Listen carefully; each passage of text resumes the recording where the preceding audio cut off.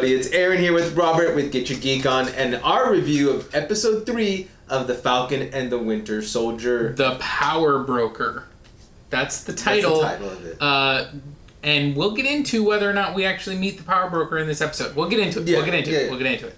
But before we get started, spoiler alert, we're going to do a quick recap of the episode and then we're going to get into our thoughts. So basically, this episode, the way it begins, I'm actually going to circle back to the way it begins. Because it begins with our big character of, new John Walker Cap.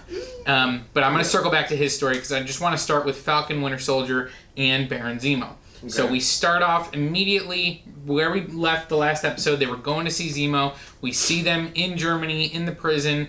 Winter Soldier goes to meet him alone. Mm-hmm.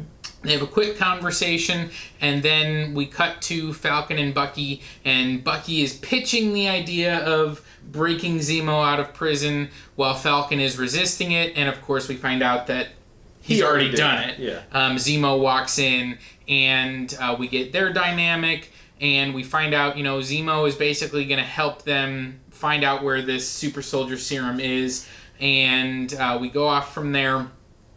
We find out, of course, that Zemo is rich. He's a baron. And so we find that out. We head off to Madripoor. Madripoor being a location that is definitely heavily in the MCU, in Marvel Comics, most notably with the X-Men. So it is kind of a mutant location. We don't get mutants in this episode. I don't think we're going to get any in this show, but we'll see. Anyways. He stopped me before. I know. We're in Madripoor, where we are having to go see someone named Selby, who kind of you get the implication she works for the Power Broker because the Power Broker controls everything, it seems like, in Madripoor. And they're looking on information on the super soldier serum. They get a name of a scientist, and basically right after they find that name, she finds out that they're not necessarily who they say they are because Sam is trying to be undercover and his cover gets blown. She then gets killed by an unknown person who we can speculate on who we think that might be. Yeah. And they rightly so assume this is going to get pinned on us. Yeah. So they try and leave. They leave their weapons behind. They try and leave like, no, everything's fine. We're just walking out. We didn't do shit. Which, doesn't go over well. As soon as they're out in the streets, people start taking shots at them. Yeah. They're on the run, and who shows up to save them? Agent 13. Sharon Carter, who we last saw in Civil War, kissing Captain America, which, no. I still don't like that moment of that movie. But we find out she's been on the run for all this time because, she stole Captain America's shield, Falcon's suit, all that stuff we saw in that same scene that I'm referencing. We saw her give it to them, and she's been on the run since then because she broke the law. Exactly. And so she's been laying low in Madripoor, except not really laying low because she has a place in Hightown, and she's apparently very well-connected, powerful, maybe even rich, whatever. She takes them back to her place. She finds out the information on this scientist, which I found very interesting after we just got through the scene with Shelby saying, "Don't think you can find him without me." No, they definitely could immediately. And they don't tell us how, which maybe that's a little questionable. Anyways, we then cut to, we are on the docks. We find this character, this scientist who has been able to recreate the super soldier serum. He walks through what happened with it, how it got stolen from him by, our Flag Smasher characters, and how there isn't any more at this point. Again, these are his words. Whether or not he's lying, telling the truth, we don't know. Bad guys always tell the truth. They do. Of course, once Zemo has heard enough, he's going to kill this guy because he does not want super soldier serum in the world, and so he kills this guy. Meanwhile, there are assassins who found out where they're at, or bounty hunters, I guess, if you will, who are now going to take them out for killing Selby the previous night. Sharon fights off a bunch of them. There's still a bunch more coming. The lab gets exploded. Yeah, some random rocket launcher. Yep, and who, by the way, how did he know where the lab was? Exactly. So we don't know much about this guy. Zemo, after killing this scientist, kind of does some other work to basically save our heroes. He picks them up. I do want to point out, at that point, he did put the mask on. He put the mask on. So we got full Zemo. We did. he went ahead and took out some of these bounty hunters, saved our guys. They went their separate ways. Yep. Sharon is staying in Madripoor for now because she's waiting on Sam to get her a pardon. Right. And our guys go off and head to a location that we had previously been in, and the episode ends. Their arc ends with them in this new place where Bucky is able to see some Komoyo beads, and he encounters one of the Dora Milaje who we had seen in both Civil War as well as in Black Panther. I think she's like the number 2, I think. So she's not the number 1, because that's a different actress. Oh, okay. But she was the one that was in like Civil War, where she's like, "Move or you will be moved." She was the one that also in Black Panther said, "Don't freeze," right, to him. No, that's a different. Yeah, that's a different one. That's Okoye is the character's name. Oh, okay. I got him backwards for a second. Yeah, I was like, she looks really different. And I was like, I don't think that's her. Yeah, no, that is a different one. And so we know that she's there for Zemo because, of course, the whole thing in Civil War is he actually blew up the UN, killed King T'Chaka, and framed Bucky. That was the whole thing. That's basically why he's in prison now. Right. Of course, he did a lot more than that to the Avengers. But, from Wakanda's perspective, T'Challa kept him from committing suicide at the end of that movie. Right. Brought him to justice in terms of being in prison. But now that he's escaped, they're back for him. So that's that arc. We'll talk all about that. We do get brief scenes of, our new Cap. The reason I wanted to wait talking about him is because he only gets 2 scenes in this one. Right. The first one is the opening where he's on the cold trail of our Flag Smashers. He's way behind them, but he is finding locations they actually were. Right. So, this is the same guy that we saw harboring them in the last episode. He's not able to get the information. He kind of goes a little cuckoo. We get Battlestar telling him, like, these people get a lot of loyalty. This isn't working. They're working with the CIA, which is, of course, America's foreign operatives, so that makes sense. They're working alongside the CIA, but they're not getting anywhere. They're not getting any leads. He talks about how they need to follow someone with a better hand. So we assume that's Falcon and Winter Soldier. The next scene we go to is them at the prison, and, this is after Zemo has been broken out. And obviously he puts the pieces together. Falcon and Bucky were there on the same day. Yeah, they broke them out. But there's no proof. Of course, there's no proof. And he basically ends the episode by saying, "We're going rogue." Yeah. We need to get the job done, and whatever shortcuts we need to take, we're gonna take. Yeah. Right. So that's it for him. We don't get a lot more from him in this episode. And the only other things that happen are we get the Flag Smashers. Mm-hmm. We find, someone that our main Flag Smasher, Carly Morgenthau, calls Mama.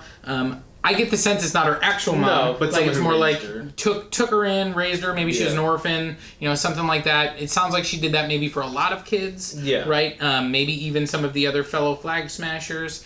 And we see this person dying in one of these resettlement camps. So clearly she was blipped away. The mama was. Now is in one of these resettlement camps where the scientists that we meet, talked about how, there's a lot of diseases that end up in places like that. So we're told she dies from tuberculosis. Right. Obviously that has a major effect on Carly. Next time we see her, they're kind of scouting out one of these, places that they have a lot of these supplies, and we think this is just one of our normal smash and grab. We're taking our stuff, Robin Hood, stealing from the rich, giving to the poor, but at the very end of it, she detonates a bomb, killing people that were inside that they had restrained inside, so there was no chance they could have escaped, and taking her friend by surprise. He clearly did not know that was part of the plan, and I'm not sure he's okay with it. Yeah, exactly. But she's upped her game, and she says this is the only language these people understand, and that's why she's taken it to that level. So the Flag Smashers escalating their game, and we see all of the pieces are kind of moving. We're halfway through the series now, so that was a lot to talk about. Yeah, there's a lot going on. So initial thoughts. I know we had talked a little bit before. Yeah. How you didn't like some of the opening.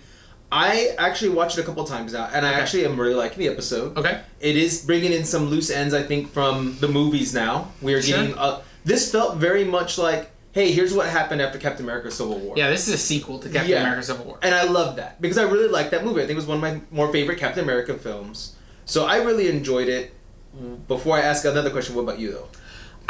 So this is my least favorite of the 3 episodes. That doesn't mean I didn't like it. Right. But I think that there were a lot of... This felt like a very plot-heavy episode. Like, we need to get our characters here, and so we're going to give them situations that are going to move them there. Exactly. And there were also quite a few conveniences, or just like, we're going to cut to certain things and not necessarily explain how they happened. And some of those I'm able to just kind of move past. Yeah. But others I do, like, they still are lingering with me. Right. And making me go, but how? But why? You know, and so I do have some questions. Some of them I think will get answered, and those are not the ones that bother me. Right. But, like, some of the things, specifically around, like, the prison break sequence. Yeah, like, I don't understand, how Zemo got a key card inside of his cell. Like, how did that happen? Yeah. How did they even get access to see Zemo? Like, that doesn't really make a whole lot of sense. Like, they're not government officials. No. Like, how did they get access to do this? And then Bucky's able to go see him alone. Like, you know, and even the guard is like, it's the third door down your left or whatever. Like, it's like, that's not how prisons work. Yeah. And so, especially Bucky, because, you know, they comment, you were brainwashed, man. No one else knows that he's been truly fixed at this point, I don't think. I don't think that's public knowledge. Yeah, I don't know. I mean, so, like, I don't know. It's weird, it's odd that they're even able to get in there, but then he's able to get the key card, and then he's, like, walking through a place where other prisoners are just milling, which is, like, usually when you're visiting, you're not just walking through the open yard, and so he's able to start... And the guard didn't see his hand, like, flick open, like he's able why did you do this weird And I mean, again, thing? He's, you know, like, amazing, you know, he's the Winter Soldier. He's, like, you know, a super secret, you know, spy. We've got Zemo being able to break out, and of course we know in Civil War he was special ops. Like, so we know these things, but the way they brought it all together, and they kind of skirt past it. Like, we don't get we're gonna plan this out, and we're gonna, like, we don't get all that. It's just like, it happened, and we're moving past it so that we can get our 3 characters together. And I like their dynamic when they're together. Oh, yeah. Zemo is fantastic. Perfect. The plane ride is amazing. Like, it's so good, but I did have a lot of problems with that prison break sequence. I get you on that one. One thing I want to do, so with this one, because we have a couple characters who, like you said, have a couple of scenes. Yeah. I want to talk about Captain first, or you know, John Watt. Yeah. So we see him working with the CIA, working with GRC. Now we have GRC. Hey, but do you know who he is? Who? Oh God. No, that's his. Oh, I thought you were gonna say something else. No. It's like his. Do you know who I am? Which is like, that is the thing insecure people say. Exactly. Like, it's clearly like, so, he's desperate. He is, and I think I liked how he reacted to everybody and how he acted with everyone versus how we've seen Steve act throughout these 6-7 films that he's been in. There's a lot of divergence there between their 2 characters. And I love it because when Captain America walked in the room, it was like he commanded that presence. Mm-hmm. You know, even though he didn't really want it, it was like you respected him. No matter the good guy or bad guy, you might try to fight him, but he's still Captain America. And it's like when he walks in the room, it's like, oh, here comes the crybaby. Like, okay, I'm not scared of you, because he even spit on him. Like, no one has ever done that to Captain America. Mm-hmm. But it's like, wow, like, they don't have respect for you. There's nothing. And there's something that it made me think is like, so they're in Germany, and he's like, obviously he's doing the, you know, American thing, which is, you know, you're just speaking English and you expect everyone to be able to understand you, you know, and so he calls over Battlestar for a translator, and, you know, it's very interesting because as a, you know, as an American in a foreign country and as a soldier who's trying to intimidate someone, to have an interpreter in the middle of that, like, that's not going to work very well. Yeah. And it made me think back to The Winter Soldier, the opening scene with Captain America where he faced off against Batroc, the Leaper, and whatever language he spoke, it was Algerian or French or whatever it was, you know, Batroc says something to him, and Cap responds back in that same language. It's like, I don't need a translator. I'm real Cap. like, I can intimidate you in any language. Yeah. And this guy is like, I need a translator. And then, of course, we find out the guy speaks English. Yeah, the guy was messing with him the whole time. It was like, I could have answered you in English, I just didn't want to. Just didn't want to. So, I like that we see that no one's respecting him. Nope. And then that pisses him off. Exactly. Yeah. And I did like how they did the camera work at the end where he's kind of pacing like a caged tiger, and they kind of did like that unfocusing thing where it shows like he's not in his right mindset right now. And I like that. And then I do like, so I want to finish his up because the only other scene we have is the prison, and we are seeing where he is now willing to break the law. Yeah. Which I feel like he's willing to go rogue really quickly. Yeah, like super quick. Like Cap, I don't think would have done this. Well, Steve I mean, wouldn't. we know that Cap will break the law if it's within his moral code. Exactly. Like, because he goes against the Sokovia Accords. He's anti-Shield and Nick Fury and the Winter Soldier. Like, you know, Cap holds true to what he believes in. Right. But he won't cut corners to get the job done. Right. You know, this one is willing. This to cut guy all corners. is immediately willing to do this, and I do want to call out that scene. I love how naive the prison guard is, and also Battlestar being like, you don't think Falcon and Bucky had anything to do with this? And Oh it's my like, god, yeah. Of course they did! Yeah, and I like how he was like, well, duh. Are you kidding me? Like, at least this John Walker Cap is like, no, 2 and 2 equals 4, guys. Yeah. Like, it's not that hard. But I do like that. Now, that's where I do and don't like it, because it's like, I like that they're trying to show how intelligent he is, which they've commented. Except this is so obvious that that's not even... it's like, really, all you're doing is telling me the other characters are dumb. Exactly. Like, it's not telling me that he's smart. It's telling me that Battlestar is an idiot. Exactly. It's like, really? Did you just close your eyes and just be like, nah, that's it? Yeah. So, you know, I do like that they're showing that he's willing to cut those corners. Yep. And I want to shift to the flag...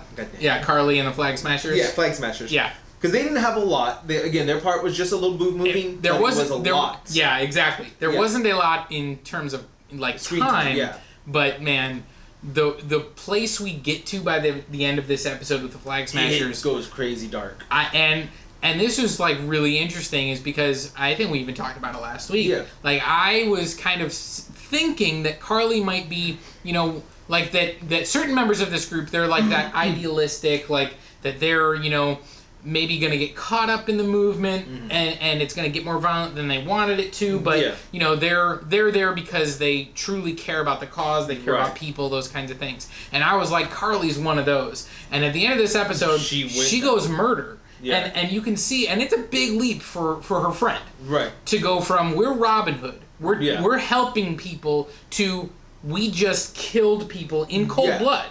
Like, there wasn't like, you know, again, she didn't like give them a fighting chance. Like, hey, there's a bomb coming, run for your life. And it was like, we're gonna leave these people here and we're gonna murder them. Yeah. And that's a big leap to take, and we're gonna see if that causes some division within the Flag Smashers. And that's what I'm wondering too, because I want to talk about when we first see her. They tell her, you know, mom's dying, or the caretaker, I'll say, whoever she is, is dying, and so you might want to say your last words because she's about to die. And I do like that we see a pendant with them. Now, it's not anymore just spray paint or right. Yeah, it's like a pin or whatever. I can't think what it's called on the phone all of a sudden. Yeah, but you actually see a pendant. So I want to know, how long have they been around? Has it been just the 5 years? Maybe they actually had this idea beforehand. Who knows? So I'm curious about it. Yeah. We don't see the mother's face though. I couldn't see it at all. So she dies in this tuberculosis center part of it, I assume. I also do want to comment. We get GRC, which is global. What was it? Global replant, right, or something? Yeah, I don't remember exactly what it is. Dang it. It's the repatriation or something like that. It's basically, and we do get like the global. I cannot say words all of a sudden. Yeah, repatriation council. Yeah. So and we get like a commercial at the very beginning of this episode of like setting up what they do. Yeah. Which was like very like, you know, we know it wasn't easy for everyone coming back, and we're here to help you get things back to normal. Man, it sounds like a Wanda commercial though. Like some of the stuff that happened in hers. I was like, yeah, and it's also again like the, you know, we're gonna put things back the way they were, and you know, and again we understand the Flag Smashers' perspective is things weren't good for everyone 5 years ago. Like, but things back the way they were is not necessarily best for everyone. And we're seeing that way because when they go and raid the facility, it is a GRC facility. Yep. And she even tells one guy who's still conscious, because if you look in the back, some of them are unconscious. Right. So the guy's still conscious. She says you had 6 months of everything just sitting here. Right, 6 months of supplies just sitting here that, which, again, I mean, people, it happens in the real world. People hoard resources that they don't need while other people go without those resources. Exactly. That's just part of the world, the way it is. And you understand why people don't necessarily like that. Again, the Flag Smashers, up until the point where they explode that building, you're kind of tracking along with them. They're stealing medicine. They're stealing supplies. Really are Robin Hood. They're helping people, and you're going, all right, I understand why. And then they kill people. And I think up to this point, Sam has been a little bit like, I'm not sure that these people are bad guys. We probably need to stop them. Yeah. But this, clearly, I think this is going to be an incident that pushes it over the edge. Where he's like, no, now we... Everybody is going to say, we need... And I really can't wait for the face-off between Carly and particularly Sam. I want to see that one because I think that... I want them to have a discussion. Right. As much as I want to see everybody fight. Yeah, and I agree with you on that, because it's going to be the two different ideologies on that. Yeah. And again, one of the other things I did like, she's lost her mother figure, and the friend's like, well, we can wait, and she's like, no, this needs to happen now. So she is a very determined woman.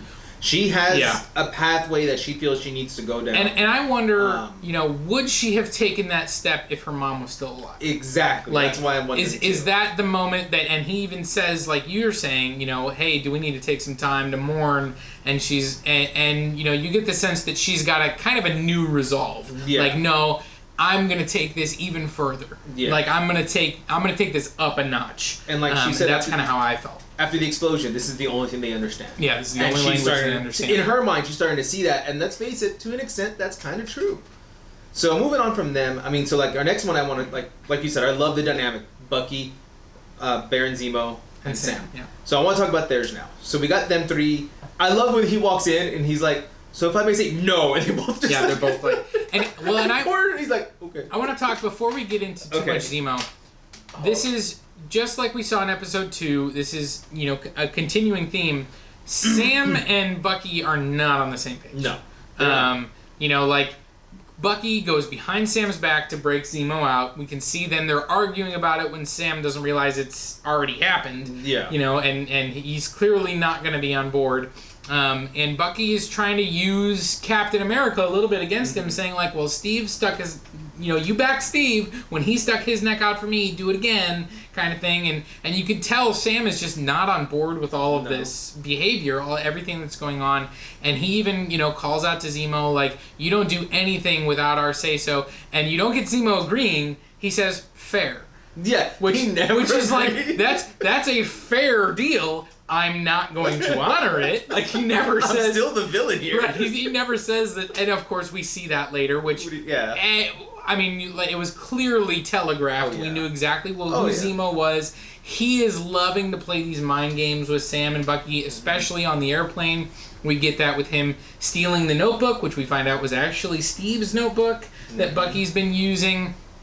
And kind of needles him about the Nakajima character. And then, of course, we get the whole Trouble Man conversation. And Zemo then getting under Sam's skin by being like... Oh my God, that was funny. It captures the African-American experience. And you have Sam being like, you're not allowed to say that, but you're right. As much as I don't want to agree with him, right? He is right. You need to... Marvin Gaye, come on. And then we get a great couple minutes of... Zemo's perspective on heroes. Right. And talking about how they're put on pedestals and people worship them and it leads to wars and it leads to like all this stuff. And he talks about you don't want a world full of red skulls, do you? And it's such an interesting perspective. Zemo is riding that gray line right now perfectly. Yep. Yes, he killed... Okay, I'm going to say yes, he did kill the doctor, but we all saw that coming. I mean, and even Sam says he has a moral code of, I don't want these soldiers.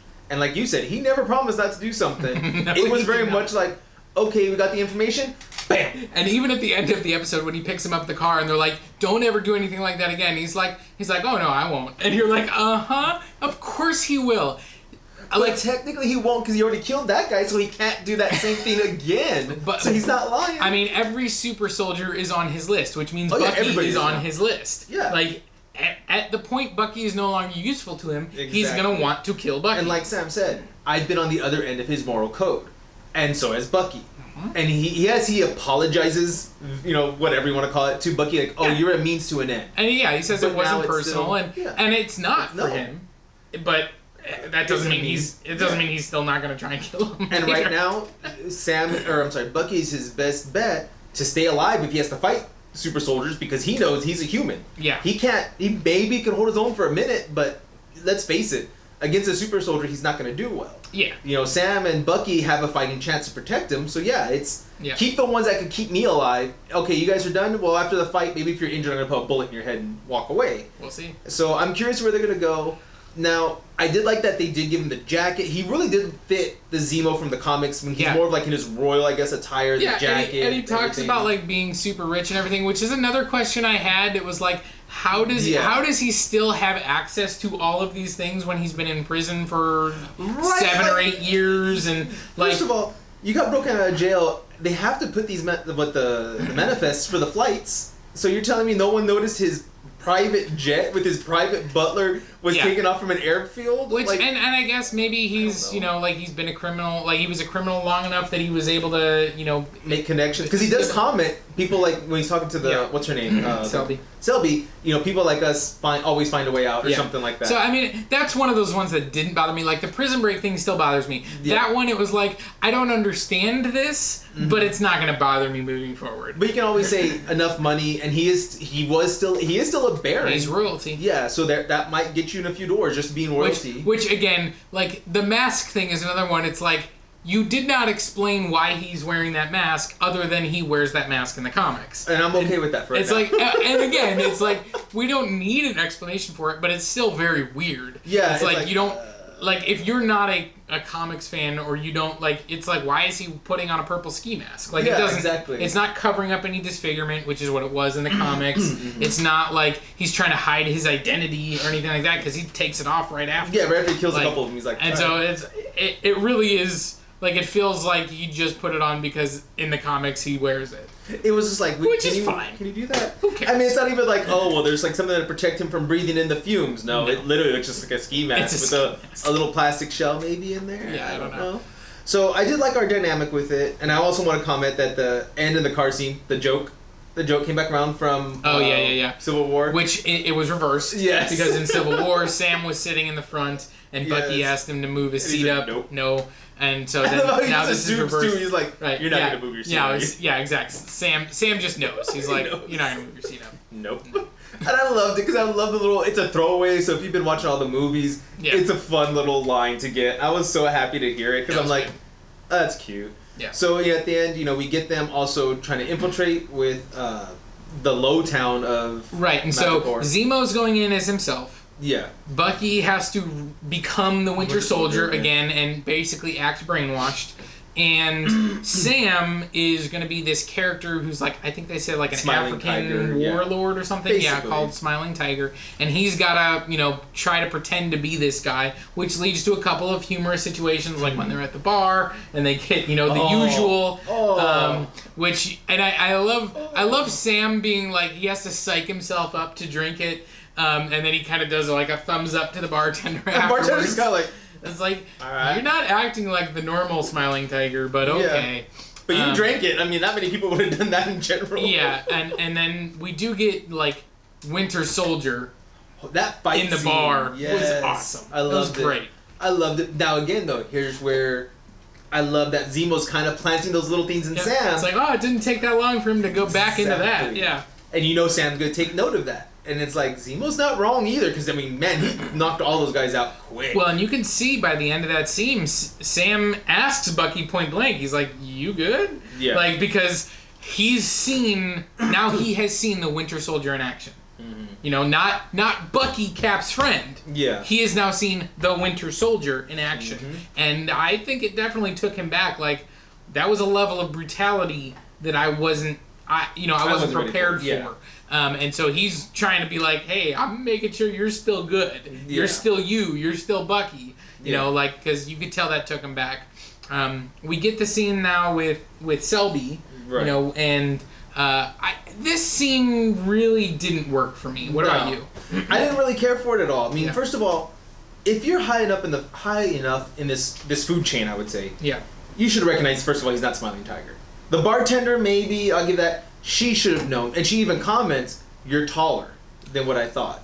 Yeah, and so I think clearly it's someone she hasn't met before. Possibly. I mean, that's what they're alluding to, is that she hasn't met Smiling Tiger before, because I think she says you're taller than I thought, which means like she's never met him. Right. You're taller than maybe I was led to believe. Right. But then again, at the same time, you're up in the food chain. You should know what is he like? You know, I need to know who this person is. And Sam really at first just walked in quiet, not saying a word. And I'm like, the name like Smiling Tiger, to me, you should be like a flamboyant kind of thing. Yeah, it was weird that we didn't get an establishing character trait of him. Like, as they were walking in, he's like, you have to become this person. But then they didn't say, like, and he's always this. Yeah. You know, like, because then we could have had some fun with Sam trying to be that, trying to be that thing. More like the drink. We never got that. Yeah. We just got a little bit of like, you know, because Sam, at first I thought Sam was just like, I'm not going to talk at all because they'll be able to tell by my accent that I'm not, you know, but then he did start talking and that didn't throw anyone off. Mm-hmm. And so then I was like, okay, now I really don't know what he's doing. And... and then when his phone goes off, like, it doesn't make sense. That doesn't make sense at all. That they're like, put it on speaker. Like, that tells me she's already suspicious, but they haven't laid any groundwork for why she's suspicious. Exactly, which just throws me off again. It's like, have you heard his voice before or something? Is that now what's throwing you off? And now you're like, where is that thicker accent? Or why is he not smiling as much? Because the name Smiling Tiger, he usually has a smile on it. Something like you said, that character trait that Sam needed to pretend to have. So that way, it trips her, like, answer it on speaker. Right. And I didn't like that it was more of a command, not more of like to me, it should have been more of like you said, if she's guessing, more of like, hey, why don't you answer that on speaker? I want to hear it. And then maybe have a guard cock the gun, like, right. And you're going to. And the real Smiling Tiger would be like, I'm not putting it on speaker. This is my business. Exactly. You know, like that's do something like that. And so, like, I would have expected Sam to push back a little bit. He obviously didn't. It's his sister. She blows his cover, and then Selby gets shot, and we assume she's dead. Yeah, we assume because it went right through the chest. And here's one thing I want to say too. So, did you? This is what bothers me about that part too. Okay. Yeah. He's talking to his sister, and the line that she goes off on, "Who's Sam?" You're telling me that whole conversation didn't sound weird to you at all, as like a villain, like knowing how the underworld works? Like, no, it was that you called him Sam. First of all, his name is Smiling Tiger. Maybe his real name is Sam. Well, no, his real name is Smiling Tiger. Real name is Conrad Mack. Did they say that? Okay, I don't remember that part. Yeah, but it's like that would be a trigger. But I agree with you. The rest of the conversation also would have gotten my ears perked up. So maybe it was like, you know, all of it, and then the Sam was the cherry on top that was like, wait. But yeah, again. But I would have loved to seen her reaction more. Correct. Like, shoot the camera, like maybe talking to guard, like, keep your gun ready, and then like maybe see all the guys start like slowly cocking their guns, like we're ready. We're gonna do something in a second. She already knows. She knows you're not him. And then, but like Sam, kill him, and then she gets shot, like you said. Then she's dead, and she's gone. Who kills her? And like you said, the only thing we can assume and lead into is Sharon. And that was my initial thought. Like, I thought it, you know, like, because we do see when they first come into the bar and we see who it is, we see someone kind of put a hood up and walk out, and my initial assumption was that was Sharon. That's what I thought too. And then we see her get shot, and my initial assumption was that was Sharon. But then how did she get where she got to take the sniper shots to save them later in the episode? If that, like... It would be really convenient if all of that was Sharon. So I think the person that was in the bar was definitely Sharon. Right. The person that was the sniper was definitely Sharon. Mm-hmm. The person that killed Selby, I'm not sure. It still could be, but it still could be. It seems like maybe not. I'm not sure. That's where I feel like you need more of that establishing shot of them. Okay, like they shoot, everybody's dead in the bar now, or dead in that little room. Yeah. And you see Zemo, okay, I have a plan.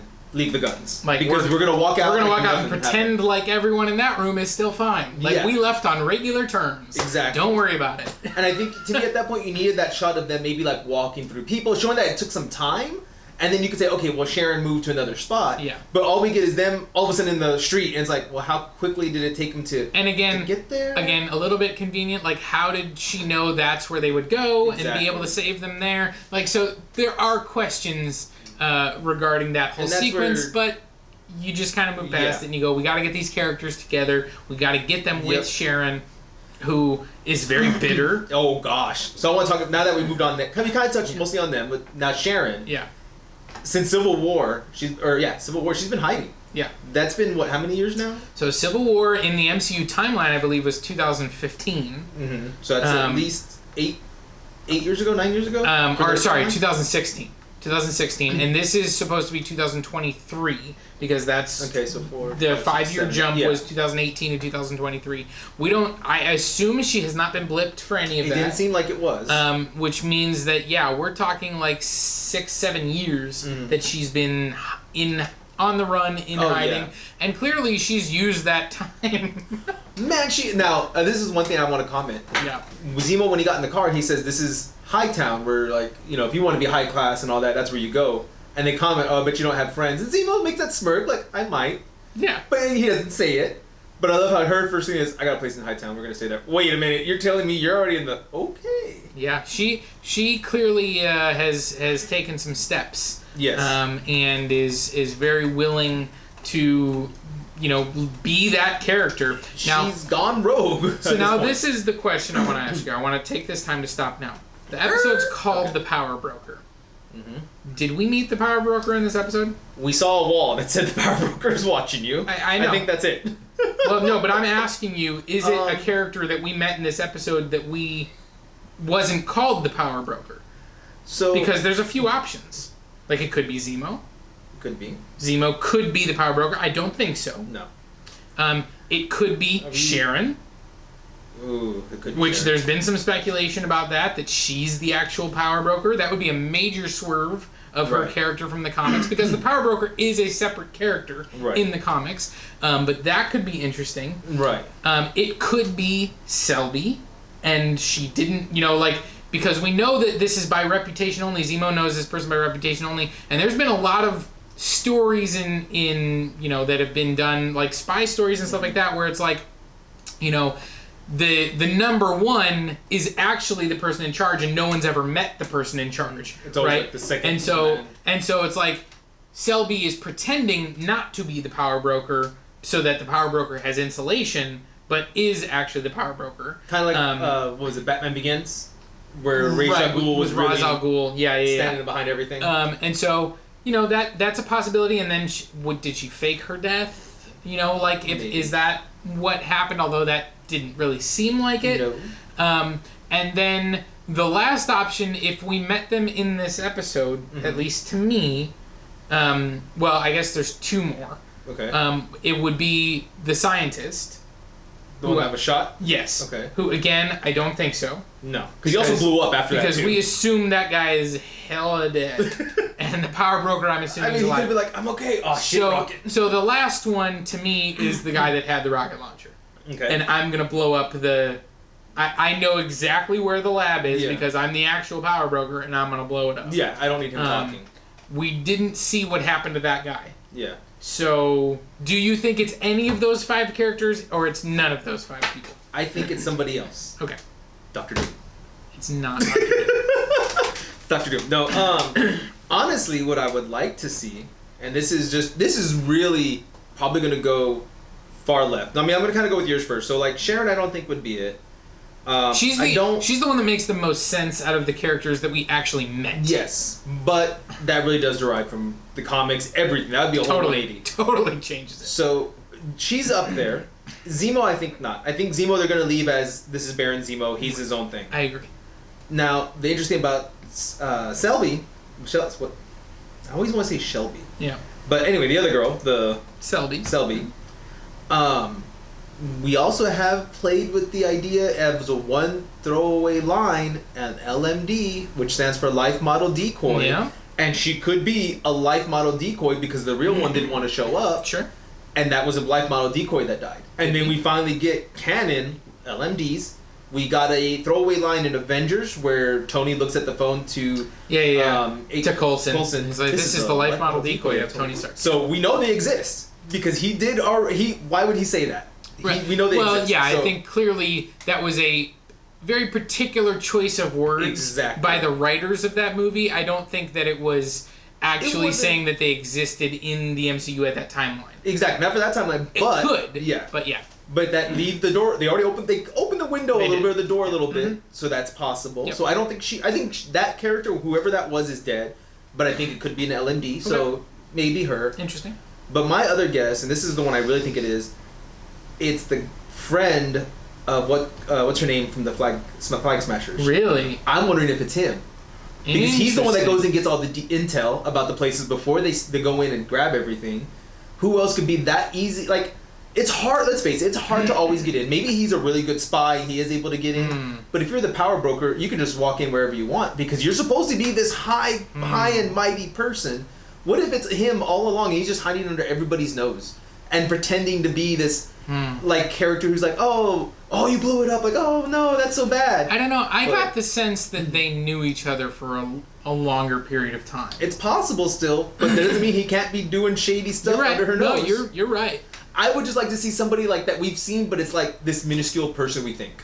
Yeah. I would love it to be somebody like that. Yeah. And then all of a sudden it's like, yeah, it was me the whole time. Yeah. And again, I'm not trying to play anything else, but he looks like he could be some shady person. The thing that leads me, and I don't think it's this, but the things that they're clues that make me think that maybe it's Sharon is how easily she's able to find the location of the the scientist. It's like, oh, I figured it out. Like, I had my party tonight, and I talked to someone, and now I know exactly where he is. And you're like, what? Like, and then, of course, they still had a bounty on their head, but they could walk around in that party like nothing. It's okay.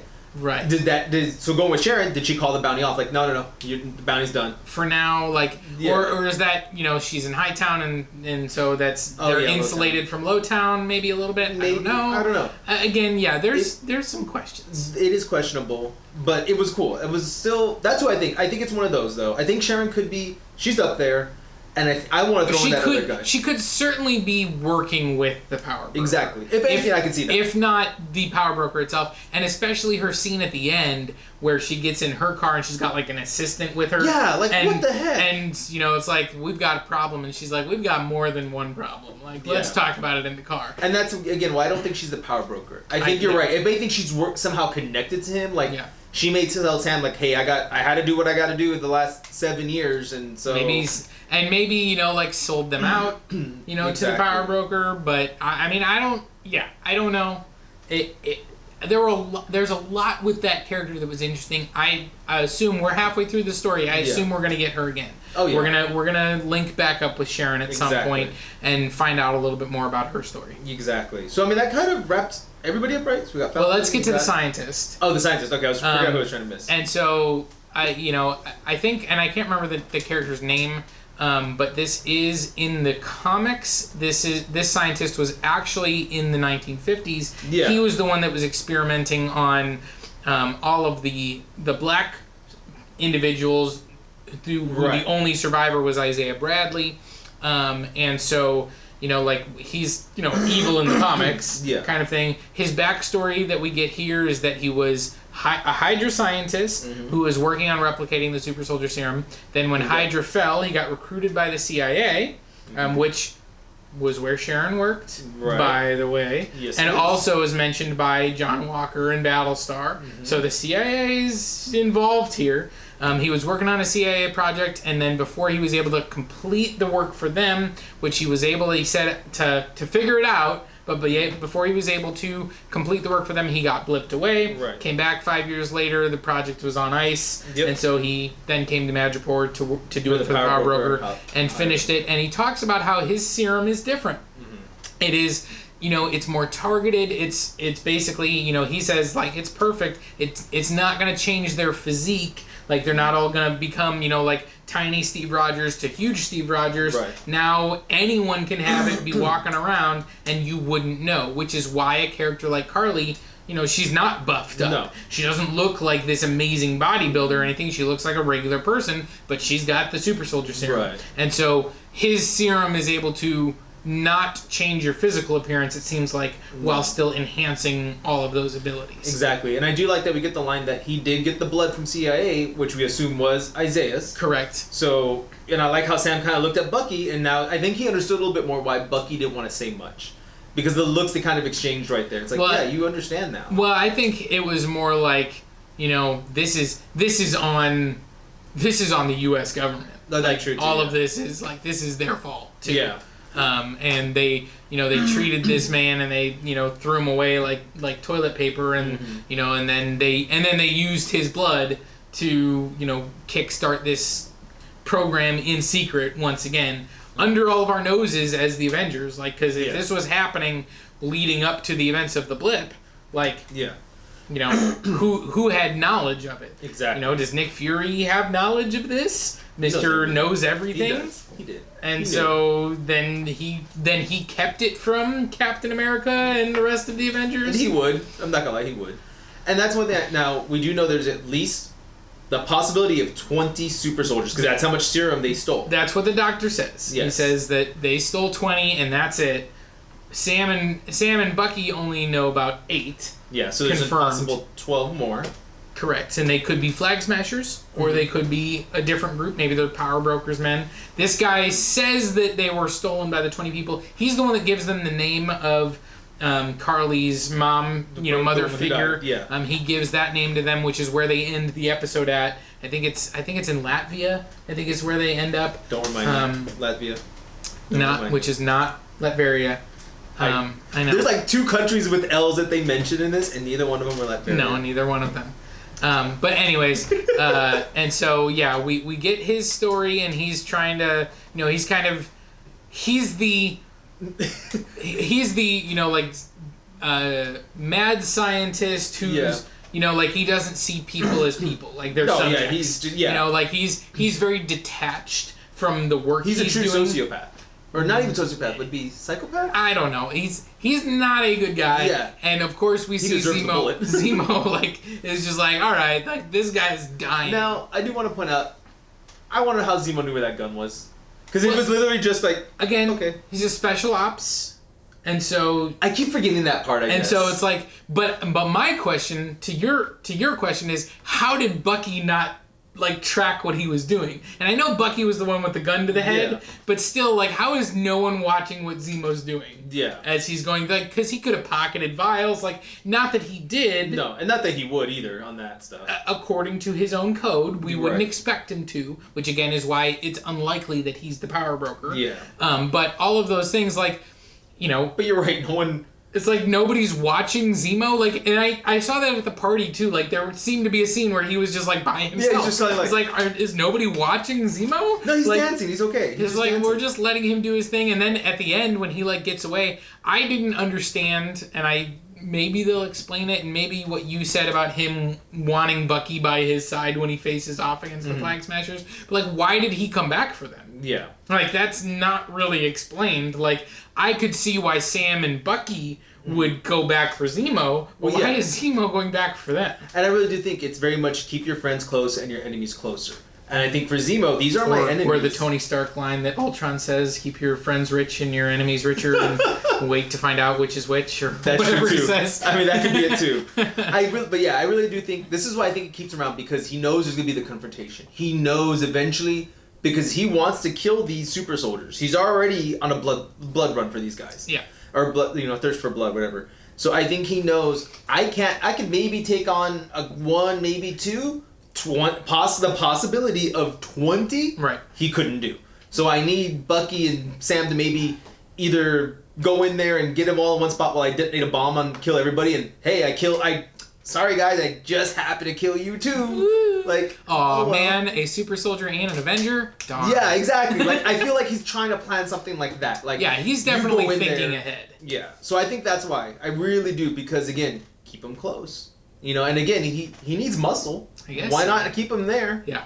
In the moment I was like, wait, I thought Zemo was escaping. So when he came back when he came back for them, I was like, but why? I don't understand why he's picking them up, and it led to the great moment in the car, I think the the last thing that I think we maybe need to talk about or maybe want to talk about is, of course, the end of the episode where we get the Dora Milaje showing up, I'm here for Zemo, and we get, again, we know some backstory that Bucky was framed for the murder of King T'Chaka by Zemo.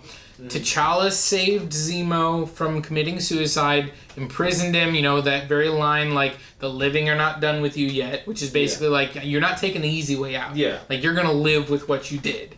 And now that he's been broken out of prison, and he even says the line, like, I'm not going to let my work go unfinished, talking about killing super soldiers. Right. But now that he's broken out of prison, what is the purpose? Like, why is the Dora Milaje here? She says she's here for Zemo. Is she here to kill him or to recapture him?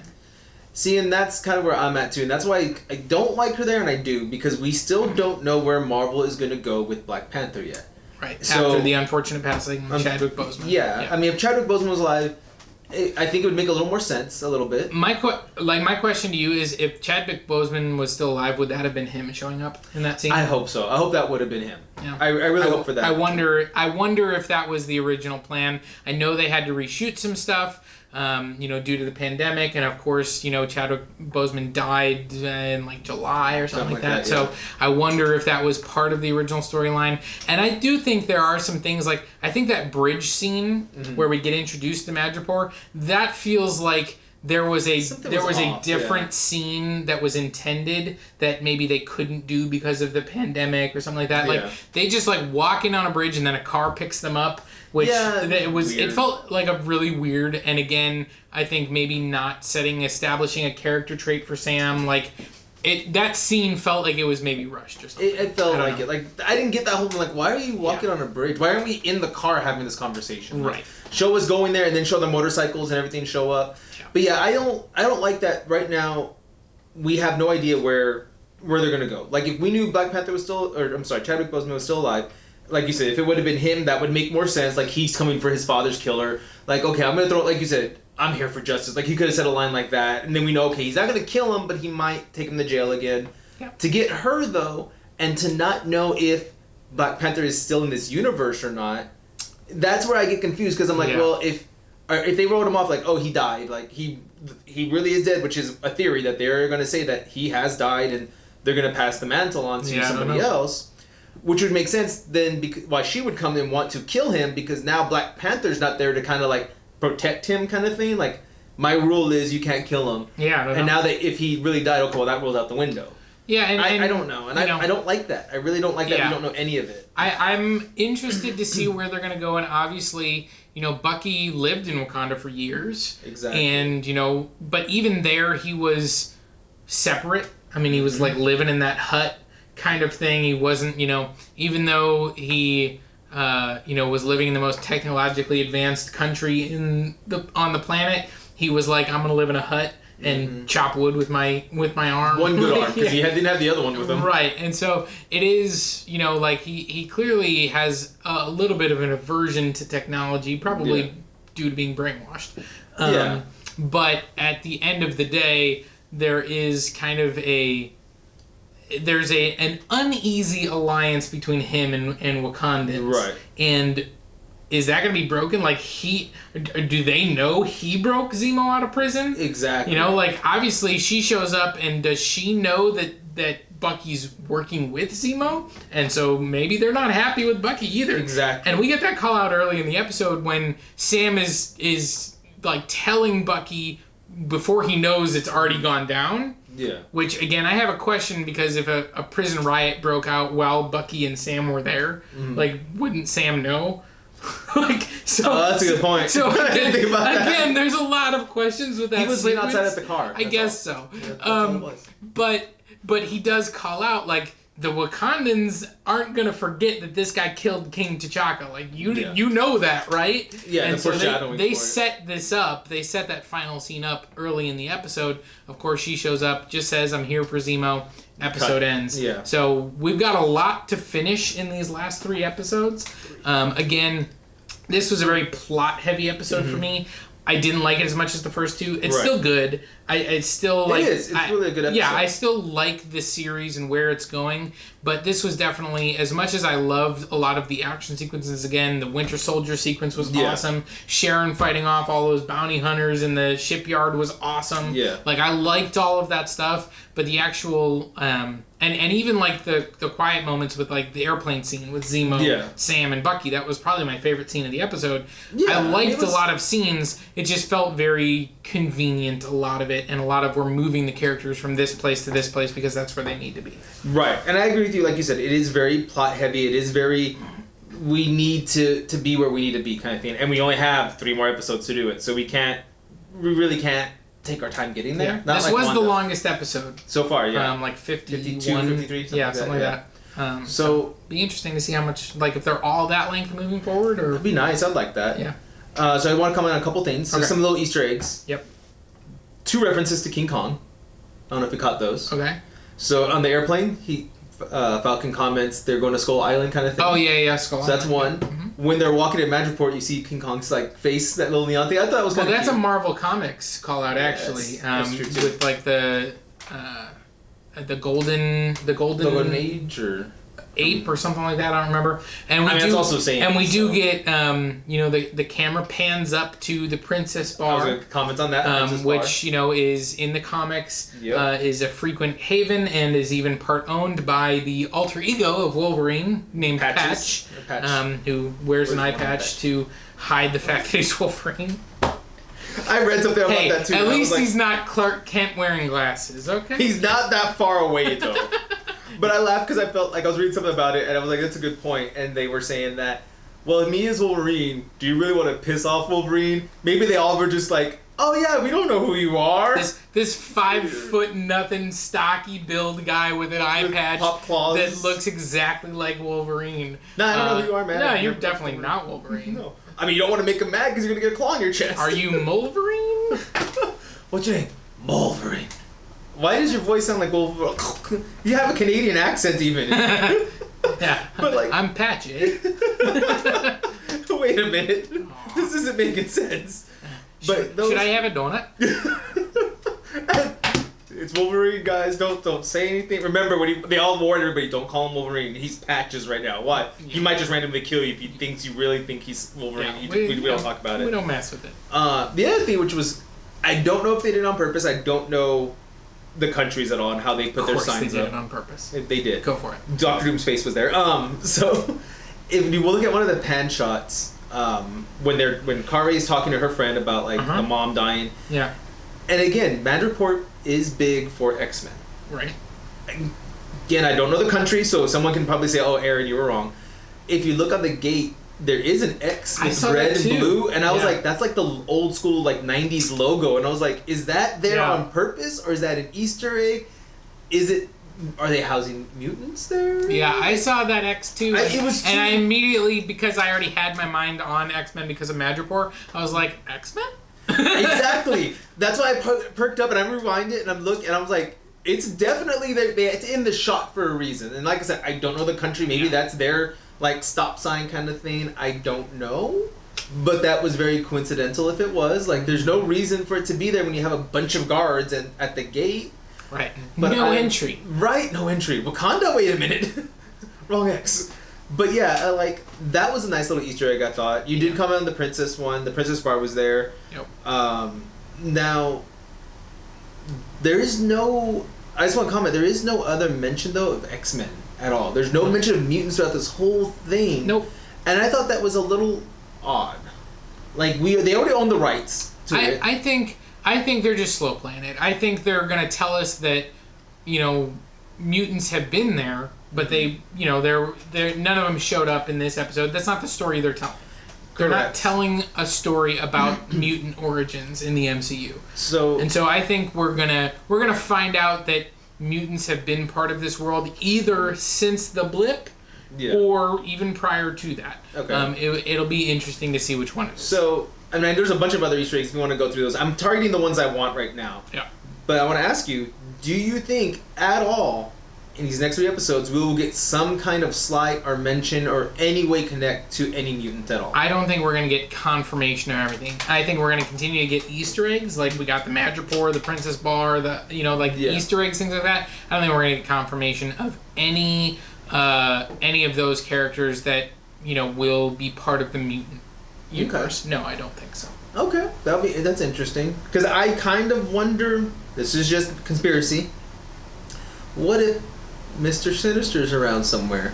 Because again, we're talking about chemicals. Sure. And he's always been the kind to mess with the human genome and try to figure out genetics. He's a genetic genius. Right. So what happens if he's somehow linked to Power Broker somewhere? Yeah. We're still in Madripoor. Yeah, so it's possible. It's certainly possible that we get some mutants in this series. I don't think that's the story they're telling. They're telling a story that's focusing on Sam and the journey he's having to go through. And I think it's really important that we've gotten a lot of characters with very strong stances, whether it's John Walker, whether it's Zemo, whether it's even Bucky, who feels very strongly, and Sam really hasn't displayed what he feels strongly about, other than he feels like doing the right thing is the most important thing. Exactly. Doing things the right way is the most important thing. Like when he talks about getting that loan with his sister, it's doing things the right way. He's not trying to play on his name of Falcon, although it does come up. Yeah. He's trying to do things the right way. And I think that as we navigate his journey through this series, it's going to be the one where he realizes what his convictions are and why he's going to pick up the shield and why he is going to be Captain America. Right. And I think that's the story we're telling, and I think that's the through line we're getting. I think if we were going to get something with mutants, we would have had to have it in the first half of the series. We're now going in the back half of the series. That's a good point. We're paying stuff off now. Yeah. We're doing our main character stuff now. We're not going to be going off on our side shoot stuff. Yeah, no, that's a good point. So unless the Power Broker is a mutant... And there's nothing so far we don't... Right, there's nothing to say he's not. But I think that's the only way it could happen, because I think that's the last big character that we're expecting to get in this series, is whoever the Power Broker is. I know, we're not getting Doctor Doom. And so, unless that character's a mutant, I just don't see any reason why they're going to bring mutants in. And I agree. So I guess we'll see who the Power Broker is and kind of go from there. Yeah. Maybe. I would love to see that he is a mutant somehow. Or he maybe throws a name out who... I can't remember Mr. Sinister's real name. Or Dr. Sinister, I should say. His real name.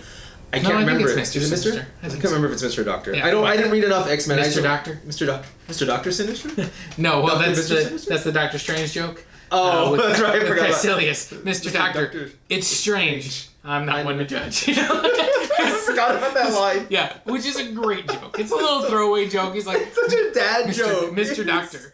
It's strange. I'm not going to judge you. It's Dr. Stephen Strange. Oh, you are a doctor. Oh, right? All right. We're using our made-up names. Well, I'm Spider-Man. Right. They will not let that joke die. It is very funny. It is. And it's very, that's a weird name. Nobody's name is Strange. But apparently except everyone's name is Strange. Exactly. Because why do we even have names? Exactly. It's all just Strange. So I'll be interested to see if he maybe has his real name. I'm going to have to pay attention if he says, maybe there is... Because I always feel there's somebody above everybody. There's always going to... there is going to be these villains who are going to be above these ones who we think are higher. There's going to be somebody above that. Time-traveling guy with techno-organic virus? Exactly. Maybe. And he's coming back in Deadpool 3, maybe. Thanos. Cable. I was like, wait. It's the same guy. It's Josh Brolin. I would love to see them in the same room together, Cable and Thanos. He just has to be both. It's just you're a good-looking man. Well, he does time travel. So, they could play with that. He could show up against Thanos in some way. I would love to see that. So, I don't know. And a Deadpool movie is the perfect place that they would do that's where you have to do it, though. So I would like to see where they would put this, if they're going to tie it into, right? That's all right. If they're going to somehow tie it to Sinister or somebody else, maybe they mention Hank, maybe we see Hank name on something where it's just a quick blurb in the back of, hey, Hank McCoy, because again, genetics, so who knows? Yeah, I don't know. That would seem weird to me. I would be okay with it, because you haven't used Dr. Doom yet. No, and they're not going to. Why would the Falcon and Winter Soldier bring out Doctor Doom? Because they mentioned 2 countries with L's in them. And I looked at it twice because I was like, is that Latveria? No. Is that Latveria? No. why do these countries have L's? I don't like you anymore. And then Zemo does talk about... I'm sure everyone in Latveria and in Latvia and in Lithuania and everywhere else is just crying a river that you don't like their countries anymore. I just want them to switch it from an L to something else. That's all. Mm-hmm. Put like an M. Matveria. I don't know. I got nothing. But I did like that. So one last thing I want to say before we end it. That we do have... What's his... well, because Baron Zemo did comment that everything has been broken up now. The countries have been broken up. Yeah, he mentions that Sokovia basically got swallowed by its neighbors. Exactly. That everybody, in the aftermath of Sokovia, like the Battle of Sokovia, and then maybe the blip too, because we have the Sokovia Accords. Yeah. So you assume at least at that point, which is only a year past the battle, like Sokovia is still its own country, but did the blip kind of throw everything into chaos, and now Sokovia is no longer an independent nation. Yep. It's been swallowed up by all of its neighbors, and it's got some memorial on it. We don't really know, but yeah he mentions that. But I do like that we got that, because again, that just shows all these little countries the power struggles are going through. So it'll be interesting, because it could be right in the well, and again, that commercial does talk about at the very beginning, changing laws, changing borders, so clearly things have changed in those 5 years, and there's powers that want to bring things back to the way they were 5 years ago, and there's powers working towards things during the blip were better, and so those movements are clashing clearly. Exactly. The GRC is we're putting things back the way they were, which is where John Walker is. The Flag Smashers are on the other end. They're gonna come in conflict, and Sam's gonna be in the middle. He is. So like, comment, subscribe to all these. Bucky still. He'll be there too. He will be. And let us know what you think down below. I want to know, do you think we'll get any mention of any mutant or anything down below? And I want to know if you think we saw the Power Broker in this episode or not. And who it is, if you did think we saw it. I want to know who it is, for sure. So let us know down in the comments. It's weird that the episode's called The Power Broker and we didn't get the Power Broker, or did we? It's weird. Maybe it's Kong. Maybe Kong is the Power Broker. Maybe it's Godzilla. So remember, comment below, like our videos, like the channel, and subscribe for the next 3 episodes coming out. For episode 4 next week, we will review all of them. So stay geeky, guys, and get your geek on.